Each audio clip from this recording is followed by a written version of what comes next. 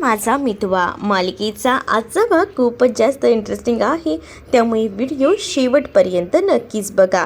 खरं तर आता ईश्वरी रमाकांतचा फोटो घेऊन बाहेर पडलेली असते आणि तिला आता तो फोटो घेऊन जायचा असतो तिच्या आईकडे. त्याच तिच्या हाताला धक्का लागतो, तिच्या हातातला फोटो खाली पडतो. फोटो खाली पडल्याबरोबर आता तिथे राकेश असतो आणि राकेशच तो फोटो तिला उचलून देत असतो आणि त्याच वेळेला राकेश त्या फोटोकडे एकटक बघत असतो आणि त्यानंतर तो म्हणतो की हा फोटो कोणाचा आहे. त्याच वेळेला ईश्वरी त्यांना म्हणते की तुम्ही ओळखत नाही का ह्यांना. वल्लरी आता त्या दोघांचंही बोलणं ऐकत असते, तर रमाकांतला ओळखत नसतो. म्हणूनच राकेश म्हणतो की नाही, माफ करा पण मी ओळखलं नाही. त्याच वेळेला आता ईश्वरी सांगते की हे तुमचे सासरे आहेत, म्हणजेच अंजली मॅडमचे वडील आहेत का. मग आता ईश्वरी हो असं म्हणते. मग आता राकेश म्हणतो की नाही, मी नाही ओळखले ह्यांना, जाऊ दे, पण तुम्ही यांचा फोटो घेऊन आता मला तुम्ही हा फोटो द्याल का. मला ना जरा जायचं होतं इमर्जन्सीमध्ये, मला अर्जंट फोटो हवा होता असंही आता सांगितलं जातं. आणि मग काय, इकडे राकेशही तिच्या हातामध्ये तो फोटो देऊन टाकतो. राकेशही आता जेव्हा फोटो देतो ना, आता ईश्वरी तो फोटो घेऊन लगेचच तिकडनं जायला निघते.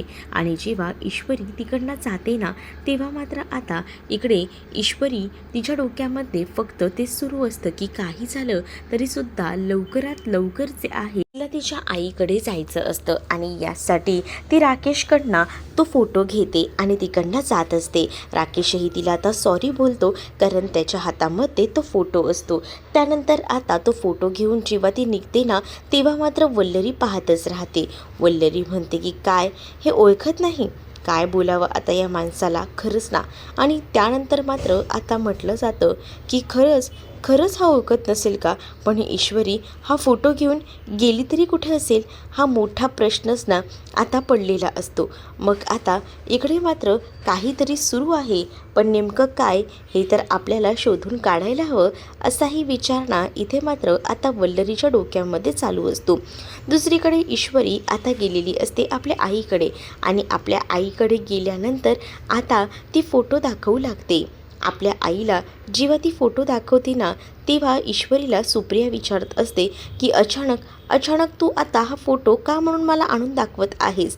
अगं म्हणजे हा माणूस म्हणून व्यक्ती ना खरंच खूप चांगला होता आणि त्यानंतर आमच्यावर जे काही आरोप केले गेले ना, त्यामुळे या माणसाची पूर्ण इमेज ढासळली गेली. सुप्रिया या सगळ्या गोष्टी सांगते ना, तेव्हा मात्र आता ईश्वरी सांगत असते, मी हा फोटो इथे यासाठी आणलेला आहे की हे आज मला दिसले होते. त्यावर सुप्रियाला धक्का बसतो. सुप्रिया म्हणते खरंच का. ईश्वरी म्हणते की हो खरंच. मग जर आता आपल्याला हे जर भेटले तर किती बरं होईल ना. म्हणजे इतके दिवस जे काही आपण शोधण्याचा प्रयत्न करतोय ते आपल्याला पुरावे ह्यांच्याकडूनच भेटतील. म्हणजे जर एकदा का हे आपल्या समोर आली ना, की आपण जे काही आरोप आहेत ना आपल्यावर, जे खोटे लागलेले आहेत, ते आरोप तर आपण सिद्ध करू शकतो आणि तुझा संसार देखील मार्गाला लागेल. आणि मला जे लोकांनी नावं ठेवली आहेत ना, त्यांचंसुद्धा तोवाड मला बंद करता येतील, कारण हा माणूस खरंच खूप चांगला आहे.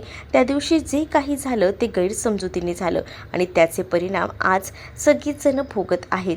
आणि आत्ता मला लक्षात येते की जर आपण ह्यांना भेटलो आणि ह्यांच्याकडनं सगळी माहिती घेतली आणि ह्यांनीसुद्धा सगळ्या काही गोष्टी सांगितल्या, तर लवकरात लवकर आहे ना आपण या सगळ्यातून बाहेर पडू शकतो. यावर तर आता माझा विश्वासच बसलेला आहे. तर ईश्वरी ही खुश असते. ईश्वरी म्हणते की आई मलाही तेच वाटते. आताही मलाही कुठेतरी होप्स वाटत आहेत की सगळं काही नीट होईल करून, कारण इतके दिवस आहेत ना आपल्यालासुद्धा सांगण्यात येत होतं ना की कसं होईल काय होईल, पण आता जर हे स्वतःहूनच भेटले आहेत तर आपलं काम सोपं झालं आहे. पण आता दुसरीकडे मात्र सुप्रिया खुश असते, तर नम्रताबद्दलसुद्धा ईश्वरी विचारते. या सगळ्या गोष्टी तर ठीक आहेत, पण नमू कशी आहे, नमूसाने आकाशचं भांडण मिटलं का, हे सुद्धा आता सुप्रियाला विचारत असते. त्यावर सुप्रिया म्हणते की कुठे अजूनही नम्रताचा काही राग गेलेला नाही आहे, ती तशीच चिडून आहे. तिचा राग कधी जाईल ना काही माहीत नाही बाबा. एकदा आता मलाच बोलायला हवं असा देखील आता ईश्वरी विचार करत असते. दुसरीकडे आता आकाश शांत बसलेला आहे हे अर्णवला कळतं. म्हणूनच अर्णव आता आकाशकडे जातो. आकाशला म्हणतो की काय झालं आहे. आकाश त्याला म्हणतो की काय सांगू तुला, माझ्यासोबत नम्रताचं भांडण झालं आहे. नम्रता आणि भांडले? हो, माझ्याशी ती बोलत नाही आहे. म्हणजे या दोन्ही बहिणी सारख्याच आहेत का, नुसत्या कचाकचा भांडत असतात? खरंच ना, ही मिस इंदौरसुद्धा ना ही अशीच आहे, जरा म्हणून समजून घेत नाही, नुसती भांडत असते. यांना ना फक्त कारणंच हवी असतात भांडायला, असंही आता अर्णव बोलत असतो. त्यावर आकाशला राग येतो. आकाशचं म्हणणं असं असतं की जर मला माझ्याबद्दल विचार ना जरा, तू तुझ्याबद्दलच काही सांगत बसला आहे. प्रेक्षकांनो, तुम्हाला मितवा त्यासोबत अन्य स्टार प्रवाहावरील कुठचीही मालिका पाहिजे असेल ते सुद्धा फक्त ₹1 तर लवकरात लवकर डिस्क्रिप्शन बॉक्समध्ये दिलेल्या नंबरवर व्हॉट्सअपला मेसेज करा. तर इकडे आकाश अर्णववर चिडलेला असतो आणि त्याला तो म्हणतो की तू तुझं गाणं काय सांगत बसला आहे, मी तुला माझं सांगतोय ना. मग त्यावर अर्णव त्याला सॉरी बोलतो आणि अर्णव त्याला विचारतो की नेमकं काय झालं आहे, कशावरनं झालं आहे सांग, म्हणजे नीट बोलता येईल ना. मग आता अर्णवला तो म्हणतो की तुझ्याने काही होणार नाही, मला जे जे काही करायचं आहे ना ते मी केलं आहे. मग अर्णव बोलतो, अरे मुलीला नीट समजून घ्यायचं असतं, हे तू मला सांगतोयस तू, असं आता आकाश त्याला ओरडून बोलतो. मग काय झालं, अरे ज्या काही गोष्टी माहितीत मला त्या मी सांगतोय. मग तरीसुद्धा आता आकाश हा अर्णववर चिडतो. अर्णव म्हणतो, अरे अरे मी तुला सांगतोय ना. मग आकाश म्हणतो, हे बघ तू जे काही सांगतोय ना त्या पद्धतीने माझं सगळं काही झालं आहे, बोलून चिडून झालं आहे, प्रेमाने समजून झालं आहे, पण तरीसुद्धा तिचा राग काही गेला नाही आहे, ती अजूनही माझ्यावर चिडलेली आहे. राहू दे रे, तुझ्याने काही जमणार नाही, काही करेल ना ती आता माझी ईश्वरी वहिनीच करेल, तुला काहीच नाही जमणार, असंही आता तो बोलून ना त्याला आता कमी लेखत असतो. मग आता अर्णवला राग येतो. अर्णव म्हणतो, इथे मी तुझा एवढा विचार करतोय आणि तुला तुला माझ्याबद्दल काहीच वाटत नाही आहे, तुला फक्त त्या मिस इंदौरबद्दल वाटतंय, तिच्याबद्दल तू विचारतोय मला. कसा असशील यार तू, म्हणजे मी विचार केला होता की तुझी बाजू घेऊन काहीतरी बोलावं, पण तुला एवढं माझं काही पडलेलंच नाही आहे, तुला फक्त त्या मिस इंदौरबद्दलची काळजी आहे, असंही आता तो बोलून दाखवतो. तर दुसरीकडे मात्र आता पाहायला मिळतं म्हणत असतो की खरंच तर सांगतोय, तुझ्याच्याने मला कुठे काय मिळतंय, तू काहीच नाही बोलणार आहेस माझ्या बाजूने, आणि उलट आहे ना मला एवढंही माहिती आहे तुला काही पडलेलं नाही आहे, तू आता फक्त तुझ्या कामामध्ये बिझी असतोस. आज तुला दिसतंय का की मी जरा टेन्शनमध्ये आहे, ते इतके दिवस तुला माझ्याबद्दल काहीच वाटलं नाही, असंही तो आता रागवून त्याला बोलत असतो. त्यावर मात्र हे आपलं बरं आहे बाबा, तुझी बाजू घेऊन तुझ्याशी जरा बोलायला गेलो तर तुला इथे सुद्धा ती ईश्वरीच बरोबर वाटते, काय बोलावं आता, खरंच ना, असंही आता म्हटलं जातं. मग इकडे आकाश ना अर्णववर चिडतो आणि रागानेच तिकडनं निघून जातो ना, तेव्हा मात्र आता इकडे मात्र अर्णव म्हणतो, कमाल झाली यार या लोकांची, म्हणजे आपण मदत करायची आणि हे असं सगळं. तर दुसरीकडे मात्र आता पाहायला मिळतं ईश्वरी जी आहे ती आता समजवायला जाते. ईश्वरी आता म्हणत असते नमूला की काय नमू, एवढा राग कशाला घेऊन बसले, सोड ना, जे काही झालं आहे ते. पण नमू काही ऐकत नसते. नमू म्हणत असते की तुला जे काही विचारायचं आहे ना ते तुझ्या लाडक्या धीराला जाऊन विचार, मला ना काहीच बोलू नकोस, असंही आता तो म्हणत असतो. आणि जेव्हा ती हे सगळं काही म्हणते ना तेव्हा मात्र आता इकडे शुभूसुद्धा येतो आणि म्हणतो, अगं वातावरण खूप तापलेलं आहे, काही बोलूच नकोस तू, लई बेकार वातावरण तापले. त्यावर शुभूला आता नमू म्हणते, बघितलंस का हे असं असतं, जा रे शुभू, असं बोलून ती आता शुभूला सुद्धा शांत करत असते. त्यावर मात्र ईश्वरी नम्रताला समजावते आणि ईश्वरी नम्रताला सांगते की अगं मला कळतंय तुला त्रास होतोय, पण मी काय म्हणते ते तर ऐकून घे. बघ खरंच ना आकाश भाऊजींना ना सध्या खूप जास्त टेन्शन आहे, ते घरातही कुठे कोणाशी बोलतात, कोणाशीच बोलत नाही, आणि म्हणूनच ना मला असं वाटतं की जो माणूस टेन्शनमध्ये आहे त्याला अजूनच का टेन्शन द्यायचं, नको असं करत जाऊ. मी काय म्हणते तो ऐकून तरी घे, त्यांना ना तू थोडं समजून घे, थोडं तेही टेन्शनमध्ये आहेत, झाल्या असतील चुका, पण हे भांडण कुठेतरी थांबायला हवं ना, असं देखील ईश्वरी आता नम्रताला सांगते. मग नम्रताला सुद्धा तिची चूक समजत असते की तिने काय चूक केलेली आहे ती.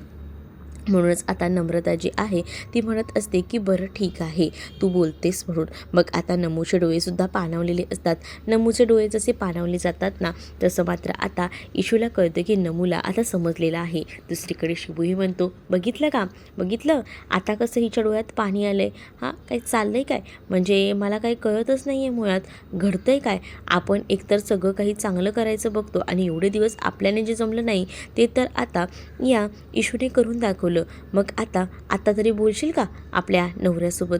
अच्छा हो ना मी बोलणार ना. अरे अरे तुझा काय प्रॉब्लेम आहे, बघा आता युद्ध शांत झालं आहे काकू. असंही आता तो लगेच बोलू लागतो सुप्रियाला. सुप्रियाही हसत असते. मग आता नम्रता त्याच्या मागे जाते. नम्रता म्हणते की तू गप्प बसा शुभू. मग आता अगं तो काही चुकीचं बोलतोय, तू इतके दिवस एवढी रागवली होती तर असं बोलणं स्वाभाविकच आहे ना त्याचं. तू किती चिडली होतीस आकाशवर. आकाश प्रत्येक वेळेला तुला येऊन समजवत होता पण तू ऐकायला तयार होतीस का नाही. इथे आता इशू ही नम्रताला पुन्हा एकदा समजवते आणि ज्या काही गोष्टी झाल्या आहेत ना त्या आता विसर आणि आकाश भाऊजींना पहिल्यांदा फोन लाव, त्यांच्याशी बोलून घे असंही आता सांगितलं जातं. शुभू देखील आता नमूला चिडवत असतो आणि म्हणत असतो की आता बोल बाबा, एकदाचा काही तो दुरावा मिटवून टाका. असंही आता तो मुद्दामून मस्करी करत बोलत असतो. त्यानंतर इशू त्या शुभूला म्हणत असते की काय रे, तू तर मला मालपुवा खाऊ घालणार होतास, त्याचं काय झालं. अगं तू अशी अचानक भयानक आलीस तर कसा तुला मालपुवा खाऊ घालू सांग ना. म्हणजे तू जर सांगून आली असतीस तर तुला दिला असता. आता नेक्स्ट टाईम ना जेव्हा तू येशील ना तेव्हा तुझ्या नवऱ्याला सुद्धा सोबत घेऊन ये, मग मी मस्त असा मालपुव्याचा बेतच करतो, मग तर झालं. असंही आता म्हटलं जातं.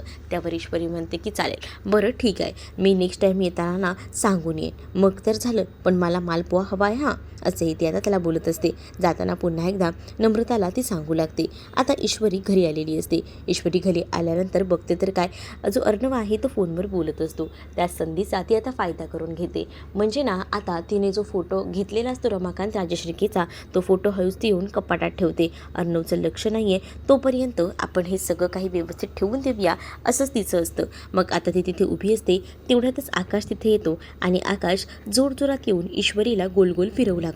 मग आता अर्णव म्हणतो की काय व्हॉट नॉनसेन्स, काय चाललंय इथे, मी कामाचं बोलतोय आणि तुमचं काय आहे. अरे गप्प बसा रे. मग आता अर्णवने अक्षरशः फोन ठेवलेला असतो. पण आकाश इतका खुश असतो ना की नम्रताने त्याला कॉल केलेला असतो आणि भेटायला बोलवलेलं असतं आणि यासाठी आकाशला खूपच जास्त आनंद झालेला असतो. आणि आकाश आता ईश्वरीला म्हणत असतो की तुझे आभार कसे मानू गो वहिनी साहेब, वहिनी साहेब तूच आहेस, तूच काही ते करू शकलीस. मग आता अर्णव म्हणतो की नेमकं काय झालंय ते तरी मला समजेल का. त्यावर मात्र आता आकाश सांगत असतो की मी तुला म्हटलं नव्हतं का माझ्यावर नम्रता नाराज आहे.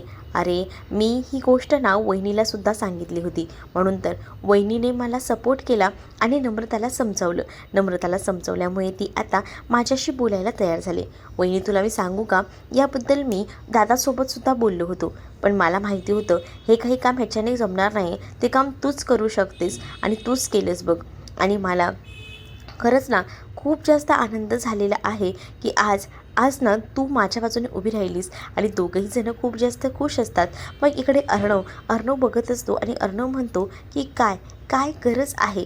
अरे अरे बस ना. आता आकाश म्हणतो की जळली का, कोणाची तरी जळली वाटतं, म्हणजे कोणाला तरी मी बोलायला गेलो होतो पण त्या माणसाला ना खरंच जमलं नाही आणि ते तू करून दाखवलंस. मग आता अर्णव म्हणतो की माझी कशाला जळेल. ईश्वरी आणि आकाश मुद्दामून मस्ती करत असतात आणि म्हणतात अरे नाही वास खूप येतोय जळायचा, कोणतरी जळलंय, एवढा वास, बापरे बापरे किती तो बेकार वास, असंही आता म्हटलं जातं.